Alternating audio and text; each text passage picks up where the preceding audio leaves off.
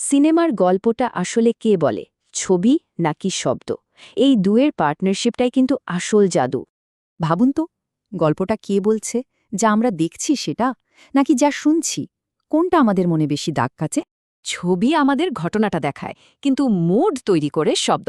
একটা জায়গা চেনা ছবি, কিন্তু সেটাকে জীবন্ত করে তোলে সাউন্ড।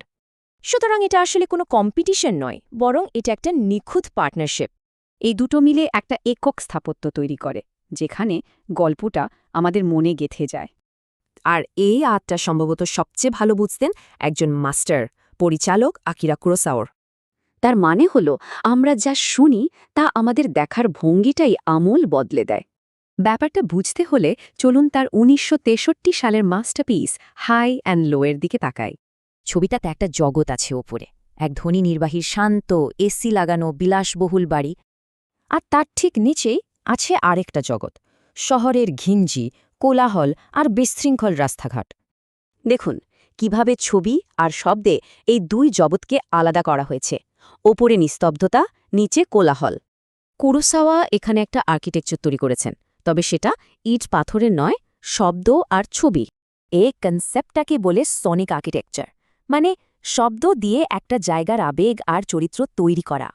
কুরোসাওয়ার পদ্ধতিটা দারুণ। প্রথমে ছবি দিয়ে দুটো জগৎকে আলাদা করলেন, তারপর শব্দ দিয়েও দুটো আলাদা জগৎ বানালেন। কিন্তু আসল জাদুটা হলো ৩ নম্বর ধাপে, যখন নিচের কোলাহল ওপরের শান্ত জগতে ঢুকে পড়ে।